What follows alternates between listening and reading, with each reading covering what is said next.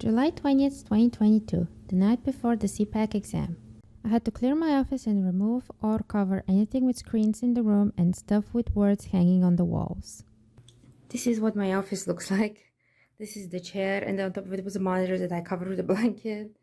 Then this is the TV that I had to cover with a blanket.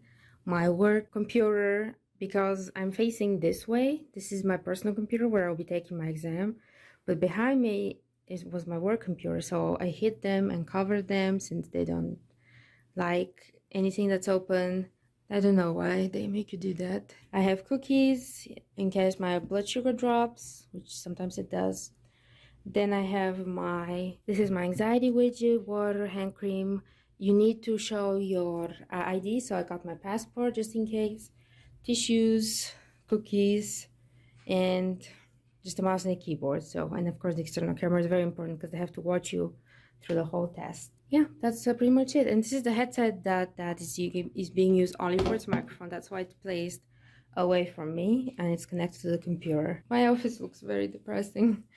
That's my Quest thing. It looks like a manor of a passed away person where they cover everything with blankets.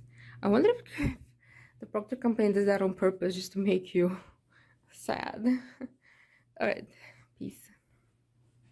The next day, July 21st, 2022, 6:30 a.m., 2.5 hours before the exam. Nervously reviewing my flashcards.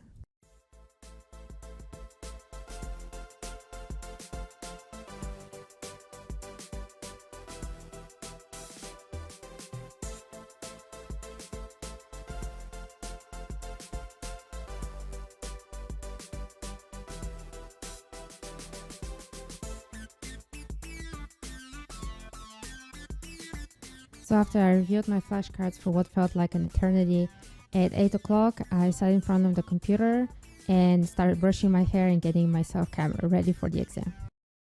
Okay, so it is July 21st. My exam is in 1 hour, so it is 8 o'clock a.m. Excited, kind of nervous. It took me 2 hours to make the room compliant as possible to the Procter company's requirements. Like I had to cover all my TVs, and what else? Monitors. I had to remove everything from my desk except food and water and one keyboard and one mouse. I recharged my mouse, recharged my keyboard, and then I talked to customer service, and they told me that actually, because I wanted to use my webcam's microphone, but they told me that they've had issues with that. But I didn't see that anywhere on the website where the requirements are for Proctoring that you need to have an external webcam not connect, external microphone not connected to your webcam. So I connected my headphones, but you're not allowed to wear headphones. You can only connect them to use it for microphone. And I also have my lapel mic ready if that fails. So I have multiple defense depth. So I hope I pass it. I've been learning.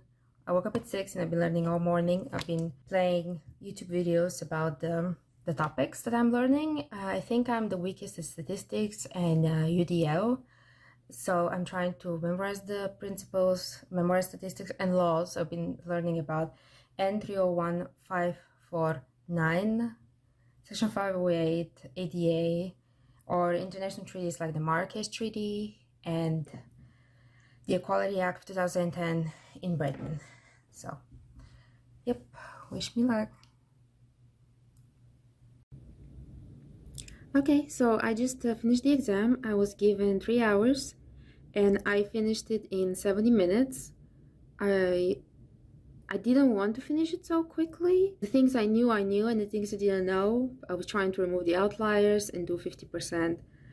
They asked questions about universal design, people with disabilities, the barriers they face, the European law, and 301, 549, yeah, and laws as well. It was nerve-wracking. The proctor was watching me through the camera, but I couldn't see them. After a few questions I answered, suddenly the screen went another way, and then the proctor asked me if I wanted to get a pencil and paper. No, the proctor said, show me your pencil and paper. And I know that you're not allowed to have pencil and paper or any writing next to you at the exam. And I replied with, I have no pencil and paper. And they said, well, you can bring pencil and paper if you want to now, or I'll resume the exam. Which was very strange because I read the Kryterion's, the proctor's website. It says no writing, no paper, nothing. The only thing you're allowed is tissues. That's paper-like.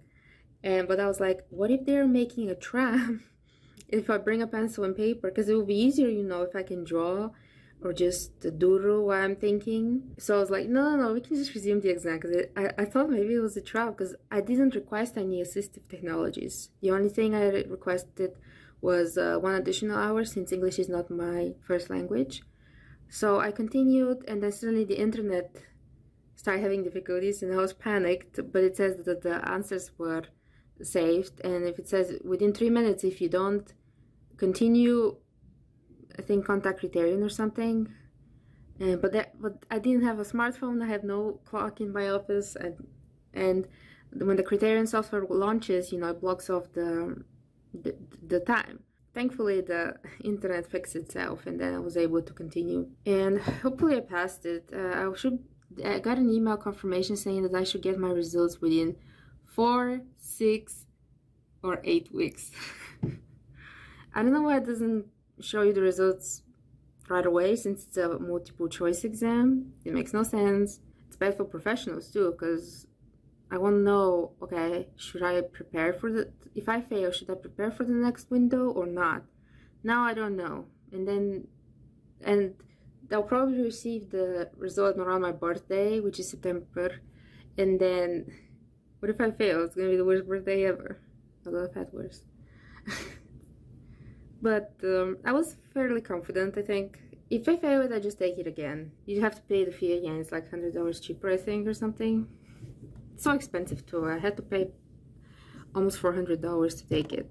So yeah, next time I'm going to a testing center. There's a testing center in Tulsa, multiple testing centers in Tulsa, so I made a mistake by having it at home, because it will be so much easier just to go to the testing center. I also had my ID next to me, but they didn't ask for it, so that's good, I guess. Anyways, I'm very tired, and this is the end, so now I'm waiting for the results. I learned a lot of things, but the whole experience is very unpleasant, and they treat you like you're going to cheat all the time, and you don't get the results until years, and so much things can be. And if you have to reschedule, if you want to reschedule, you have to pay $100 or $65 fee, and you have to submit the request 4 days in advance. So if I have chronic illness, sometimes I can't get out of bed. What if that happens? Then I forfeit either the whole fee, or you have to pay $100 to reschedule.